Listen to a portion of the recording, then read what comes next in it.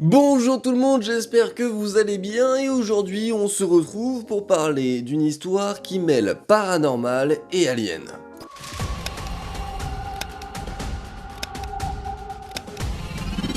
Une famille et des scientifiques décrivent avoir vécu un véritable calvaire dans un ranch.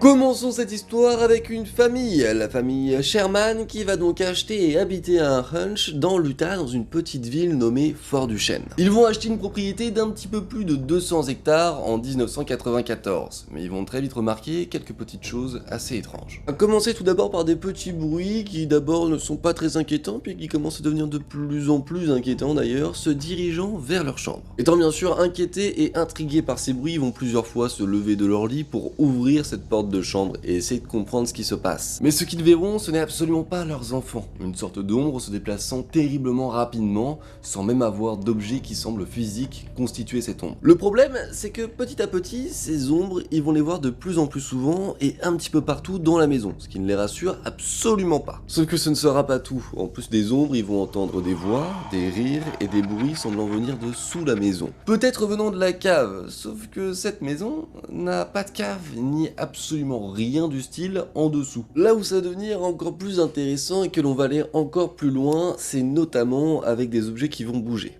Par exemple, ils vont nous expliquer une scène où ils rentrent des courses, ils veulent simplement les ranger, ils les rangent donc petit à petit, et dès qu'ils ont le dos tourné, le fameux paquet de pâtes qu'ils viennent de ranger revient et retourne dans le sac. Ouais, non mais ça surprend, je dis ça peut-être avec un second degré, mais même si c'est vrai, c'est super surprenant. Non parce qu'en même temps, oui, si c'est faux, du coup c'est pas surprenant, mais... Vous m'avez compris, vous m'avez compris.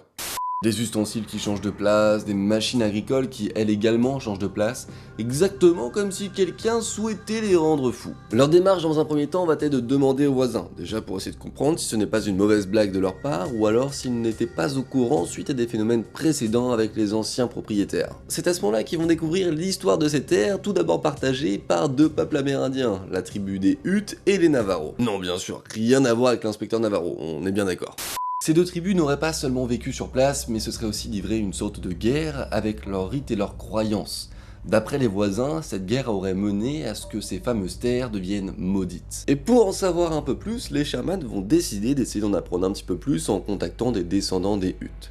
Et c'est là qu'ils vont avoir une histoire absolument fabuleuse concernant des entités vivant sur ces fameuses terres. Notamment une sorte d'entité plutôt malveillante nommée Trikers, qui eux seraient des sortes d'esprits ou alors d'entités, peut-être pas forcément malveillantes, mais taquines. Le deuxième, lui, serait ce que l'on appelle un skinwalker. Oui, d'où le nom avec le ranch. Parce que de base, le ranch s'appelle pas Skinwalker, mais c'est comme ça qu'il devient appelé Skinwalker, par la légende, du coup, du Skinwalker. Qui lui est l'esprit d'un sorcier qui adorerait se transformer. Généralement, il se matérialise par une sorte d'animal hors du commun, hors aux normes.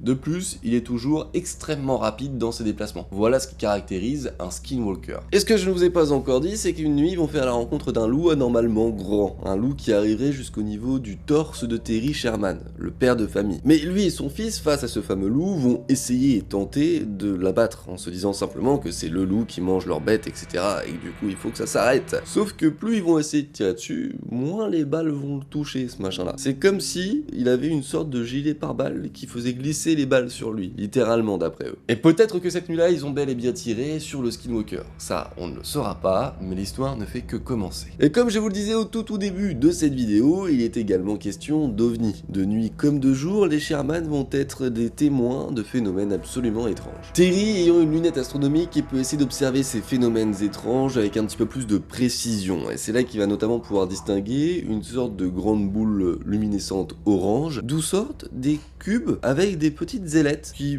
finalement vont et viennent de cet objet de boule orange, tout en émettant une sorte de signal comme un scanner, comme si essayait de scanner les lieux. D'après ce que voit Terry, ces objets lanceraient vraiment une sorte de rayon lumineux pour essayer de baliser une zone. Parfois c'est des objets plutôt triangulaires qu'ils vont voir, ou alors parfois uniquement des lumières qui vont apparaître et disparaître. Mais à un moment ils vont en voir un de plus près, qui va survoler l'enclos à environ 6 mètres de hauteur, une sorte de boule bleue qui va d'ailleurs complètement effrayer Terry. C'est une balle en verre de la taille d'une balle de baseball, contenant deux sortes de fluides bleus qui s'entremêlaient. C'est la chose la plus effrayante que je n'ai jamais vue de ma vie. Peut-être que pour beaucoup, là c'est déjà suffisant pour prendre ses bagages, vendre et partir d'ici. Mais pour eux, pas totalement. Tous ces événements d'OVNI, ils ne sont absolument pas les seuls à en être témoins. Leurs voisins également vont avouer avoir déjà vu ce genre d'objet dans le ciel.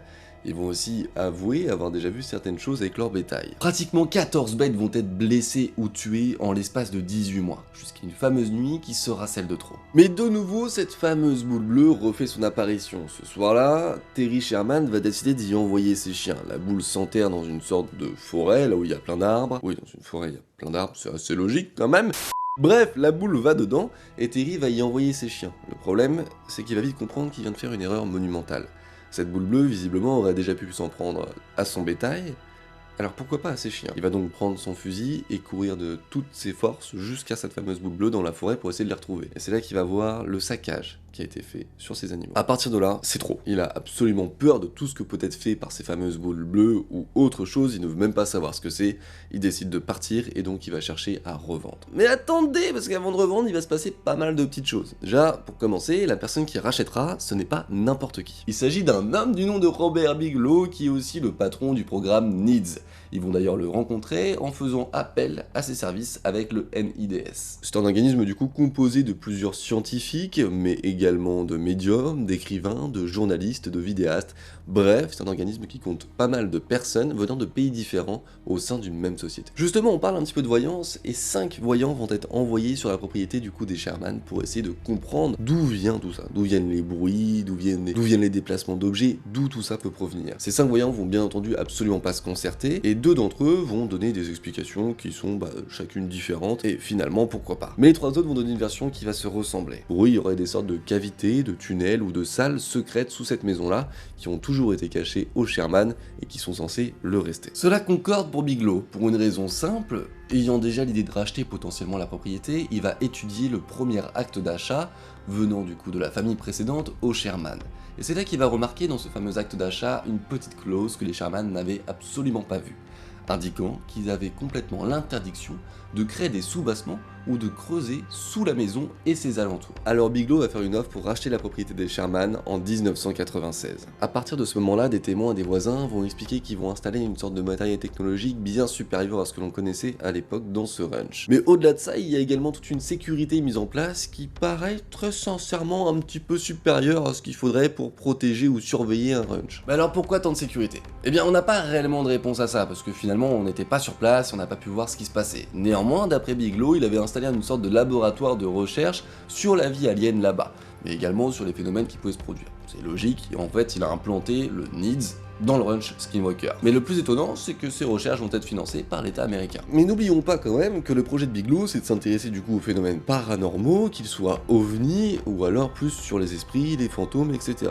Ça, c'est connu de tout le monde, c'est le projet NIDS. Très peu d'informations sont diffusées sur, bien sûr, le programme qui est mené là-bas, simplement parce que c'est classé top secret et que ça concerne le gouvernement. Par conséquent, c'est logique, et ça colle aussi avec tout le système de sécurité qui est mis en place.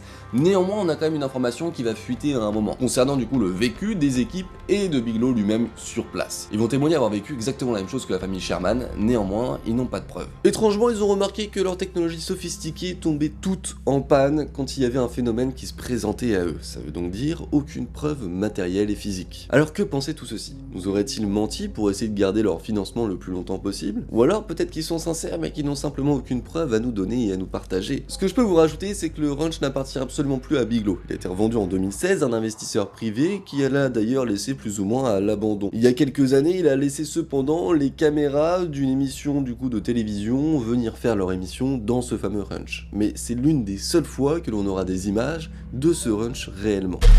Remontons un petit peu en arrière en revenant au moment où la famille Sherman est propriétaire. Peu de temps avant de vendre, ils vont donc faire appel au NIDS pour essayer de comprendre ce qui peut arriver au lieu et surtout à leur famille. Ils sont une fois appelés pour une urgence en pleine nuit. Ils vont arriver et voir absolument un saccage fait à une des bêtes du bétail. C'est-à-dire que cette fameuse bête aurait eu des membres découpés avec une précision chirurgicale. Elle aurait été dépecée sans même une seule goutte de sang. Et en même temps, d'autres parties de son corps auraient été broyées, mangées un petit peu salement comme un animal sauvage aurait pu le faire. Alors bien sûr, on pourrait imaginer la vengeance d'un voisin un petit peu jaloux, mécontent, pourquoi pas. Néanmoins, ça explique pas comment il aurait réussi à dépecer une bête sans même laisser une seule goutte de sang dans le coin. Ou alors, c'est qu'il aurait d'abord déplacé la bête pour ensuite ramener son cadavre ici. Quand ils vont faire leur enquête sur place avec la famille Sherman, ils vont positionner des appareils photos un petit peu partout. Le souci étant que chacune des photos soit ressort complètement floue et inutilisable, soit simplement l'appareil photo a une sorte de problème comme par hasard. On a ces conclusions là parce qu'à l'époque, le NIDS n'étant pas encore implanté au ranch Skinwalker, ils ne sont pas financés par l'État et par conséquent ce n'est pas encore top secret. N'ayant pas plus d'éléments, on peut absolument rien conclure. On sait absolument pas si c'est vrai, si c'est faux, nous n'avons que des témoignages et donc c'est à vous de vous faire votre propre avis. Néanmoins, ce propre avis, je suis assez curieux de le connaître. Donc n'hésitez surtout pas à écrire un petit commentaire avec votre avis si vous en avez l'envie, ça me ferait en tout cas très plaisir et n'oubliez pas que c'est le meilleur des soutiens pour un créateur, le petit pouce bleu, le commentaire pour pouvoir interagir avec vous. Et puis surtout, si c'est une histoire que vous ne connaissiez pas et que vous avez des amis qui sont un petit peu friands d'ovnis ou alors de fantômes, n'hésitez surtout pas à lui envoyer pour que lui aussi découvre ces fameuses histoires du ranch Skinwalker. Sur ce, je vous dis à très bientôt pour une nouvelle vidéo, ciao tout le monde, bye.